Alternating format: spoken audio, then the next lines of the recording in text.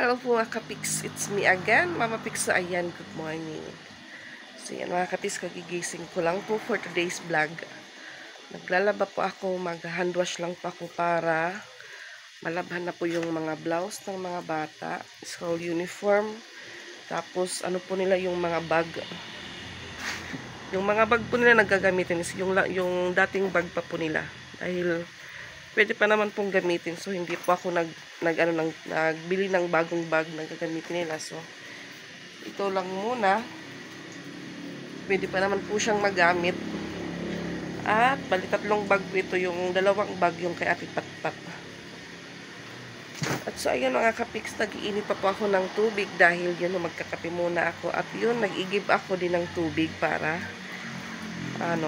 babaran ko ng aking nilabhan. Tapos, kaunti lang naman po yung laman ng basket dahil naglaba pa ako ng isang araw.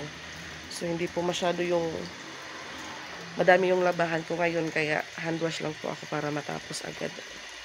Ayan, dahil tulog pa po yung dalawa ko, ako lang po muna yung nag-igib. Maya-maya paggising nila, sila naman yung mag-iigib para pang banlaw. At tignan nyo po yung araw sa amin. Maganda yung sikat ng araw mga kapiks. Yan.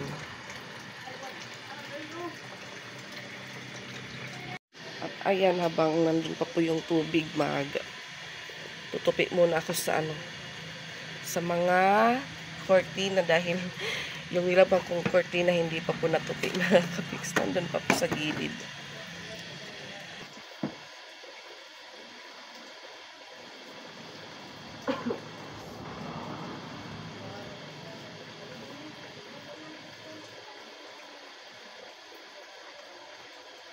So, ngayong araw ay Friday mga kapiks. Yan invite kami ni Margel sa Fiesta Ilakas. No? Malayo po mga kapiks ngayon, walang service. Tapos kung sumakay naman po papunta doon, isang sakay lang. Kaso alam nyo na po, tatlo kami yung pamasahe. Baka medyo mahal.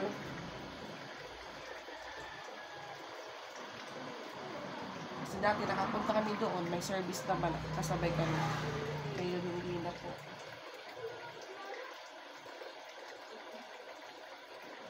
At so ayun, itong mga cortina ko, tago ko lang muna dahil dito, hindi ko naman po siya malalagyan ng cortina. Ayan, isa pong yung ating tubig. Kape na tayo mga kapiks.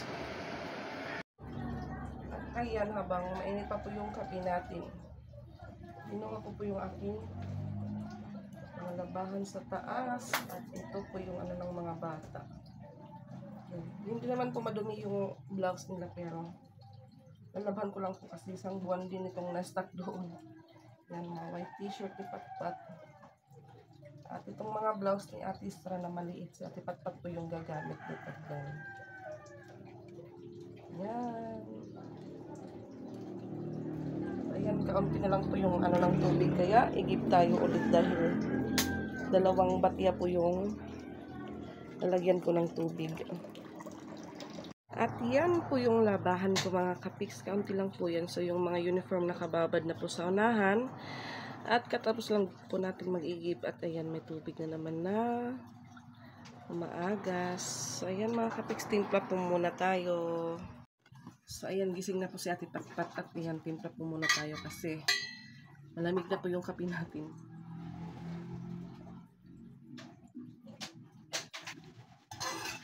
At so, ayan, congrats pala sa aming Papa Pix dahil excuse, nakapasa siya ulit ng interview mga Kapix sa ibang agency. Kasi yung before na agency, yung yun sa GGW ngayon, bago naman, premium daw siguro yun. So, ayan, nakapasa po siya sa interview pero hindi po yun ibig sabihin na nakapasa siya is makakaalis agad. So, marami pa pong proseso na dapat niyang ayusin, dapat niyang kunin ng mga papel kung ano yung hinihinging requirements. At so yun, yung po nila kahapon is umuwi po siya ng so good dahil akala niya po is face to face yung orient. So yung ibang pala niya is nasa malayo din. So bali yung nangyari, naging online po. At yun yung orientation nila. sinabi doon kung kailan yung schooling nila, kung ilang buwan, tapos kung ano pa po yung mga requirements. So yung sabi sa kanila kahapon, 1 buwan daw yung schooling nila sa Maynila. At so ayun, so ano naman din po, hindi po talaga basta-basta makakalabas ng ibang bansa pag walang linalabas na or yun ang ginagamit na pera. So yun, hindi daw free lahat yung mga ano nila doon sa Manila, yung schooling nila hindi daw free. May mga babayarin. Tapos yun yung visa, yung endorsement paper, kukuha siya ulit. So yun, medyo malaki-laki po yung ni Pix magagasto or maano para makaalis po siya ng Japan. Pero 5 po silang nakapasok sa interview, pero yung 2 po is reserve. So yung silang 3, sure po silang makakapasok if okay po tanan. If okay po lahat ng nila. Schooling, medical, yung mga papeles, pag ma-okay lahat, siguro baka 2 buwan or isang makaano sila agad. Pero sana maging okay po yung ni Pix para yun kasi po yung pangarap niya, maka-experience siya, maka-experience sa ibang bansa din. Yun, para din po sa pamilya. Sabi niya kasi hindi niya para hindi po siya titigil kasi sinimulan niya na. At yun ngayon, na po siya ng binigyan siya ulit ni God na makapasok sa interview dahil kahit mga katrabaho niya po, mga ka-Pix, parang po talaga sila na makakapasok si Pix sa interview kasi sa trabaho pa lang nakikita nila kung paano magtrabaho si Pix. At so yun hindi nga nagkamali, nakapasok po siya ng interview. So yun sa bali next week may medical po sila. Baka katapos po ng medical kasi sabi ni Pix sa katapusan daw ng August yung nila papunta ng Manila. So yung niya din siguro hindi free yung ticket papunta doon. So personal money, personal yung gagamitin. Parang kasi siguro iba po yung direct hire ka or iba din po yung baguhan ka lang mag-apply. Kaya yun, pumasok lang muna siya ngayon kasi para may pangdagdag din siya sa niya, medical. Kasi siya baka doon kung sa medical baka siya kasi high blood, alam niyo na po yung hindi gaano seryoso yung bagay na pero yung kinakabahan ka hanggang tumataas yung BP. Doon lang po si Pix na kasi tumataas po yung BP niya. So sabi ko sa kanya, kalma ka lang Pix pag bini-BP ka kasi kahit parang kahit lang po, relax lang siya, tumataas po talaga yung BP niya hanggang siguro may siya sa dugo. Parang nung nag-apply siya sa GGW may reset sa kanya. So yun po yung binibili niyang gamot para inumin niya pag tumaas yung niya. Pag iba yung result ng medical ni Pix. So sana God, tulungan niyo pong po ni Pix yung goal niya. Ma-claim niya yung goal niya. Maging okay po yung ni Pix plano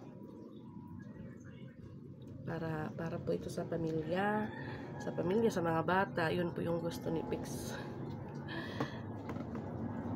Sabi ko sa kanya parang nagbibigyang na yung pag mo parang yung pag-alis mo dito sa bahay ng ilang years kasi siguro 3 years na po siyang parang mas doon sa Cebu kaysa dito sa amin.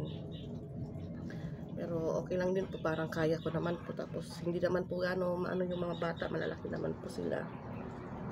Guide na lang po ng bilang isang ina yung namin ngayon dito sa bahay. Kahit ako lang po, parang naman po yung 2 ko, natitrain ko ng mabuti siya rin. At ayan, kumuha na po ako ng bar dahil magsisimula na po akong maglaba. At ayan mga ka-Pix, medyo matatapos na po ako sa paglaba at nag-dryer po ako sa mga damit ng mga bata. At yan na po yung aking katulong sa paglaba. Nagising na po. Bumangon at yun na po yung uniform nila. Yan, dahil yung oras ay 11, magta-12 na pala mga ka-Pix. Kaya yung init, masakit sa balat dahil tanghali na po. So, ayan. Natapos na po akong maglaba at na-dryer ko na din po silang lahat. So, ayusin ko po yung washing. And yung iba doon na po nakasampay sa likod dahil naka-dryer naman po. Ano lang po yun para ano po ng hangin. Hindi na yun po masyadong mabasa at yun po yung ibang sinampay ko. Pasok ko po yun mamaya mga kapiks. Hi guys. So ayan guys, aray. Dito lang po muna nakalagay yung aking sinampay dahil naka-dryer po siya. At yung sinampay po dito sa likod. Hi guys. Puno po yung sinampay dito, puno. Tignan niyo po. Mga nilaban po yan ni Tito Bitoy. Yan. Yung iba naman dito ko lang muna nilagay sa bahay ni Tito.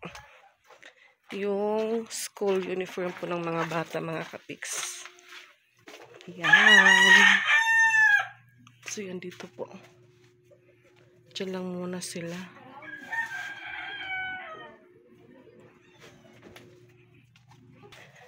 At yun ho, mainit ang panahon.